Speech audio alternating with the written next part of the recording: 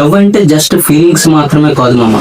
డబ్బులు అందం చూసి వచ్చే ప్రేమ డబ్బు అందం ఉన్నంత వరకే ఉంటుంది. నువ్వు డౌన్ స్టేజ్లో ఉన్నప్పుడు కూడా అంతే ప్రేమ చూపిస్తున్నారంటే ఖచ్చితంగా అటువంటి ప్రేమను వదులుకోకు.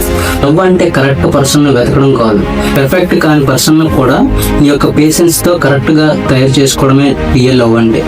ముఖ్యంగా ప్రజెంట్ జనరేషన్లో స్టూడెంట్స్ అనేది రోజు ఫ్లవర్స్ ఇవ్వడం, గిఫ్ట్స్ ఇవ్వడం, ఇమీడియట్గా నీకు రిప్లై ఇస్తున్నారంటే that is not real love. Love అంటే కమిట్మెంట్, రెస్పాన్సిబిలిటీ, రెస్పెక్ట్.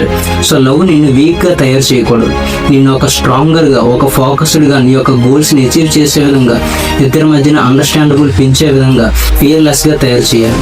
మనుషులను రీప్లేస్ చేస్తుంటే వచ్చేది ప్రేమ కాదు, సేమ్ పర్సన్స్తో ఉండి ఇద్దరు కలిసి గ్రో అవ్వడమే రియల్ లవ్ అంటే. బ్యాడ్ డేస్లో కూడా నేనున్నానని చెప్పడం, నీతో మాట్లాడడం లేదంటే లవ్ లేనట్టు కాదు మామ. నువ్వు ఎక్స్ప్రెస్ చేయవలసిన అవసరం లేకుండానే సైలెంట్గా నిన్ను కేర్ చేయడం, నిన్ను అండర్స్టాండబుల్ చేసుకోవడమే నిజమైన ప్రేమ అంటే. ఒకరు నీ కంట్రోల్లో ఉన్నంత మాత్రాన లవ్ అయిపోదు బాస్. కంట్రోల్ చేస్తే లవ్ చేసినట్లు అనుకుంటే అది నీ పొరపాటు. సో లవ్ అంటే ఫ్రీడమ్ ఇవ్వడం కూడా, ఎటువంటి సిచ్యువేషన్లో కూడా నేను ఉన్నానని చెప్పడం, ఇద్దరి మధ్య ఎంత దూరం ఉన్నా మనసుకు దగ్గర అవ్వడమే రియల్ లవ్ అంటే.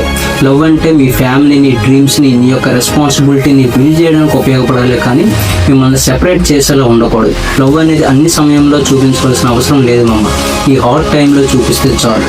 లవ్ అనేది కంఫర్ట్ లైఫ్ బదులు క్యారెక్టర్ బిల్డ్ చేసేలా ఉండాలి. గుర్తుపెట్టుకో, లవ్ అనేది నిన్ను పుష్ చేయట్లేదు, బెటర్ పర్సన్గా తయారు చేయట్లేదు అంటే that is not a love మామ, ఇట్ ఈస్ జస్ట్ అటాచ్మెంట్.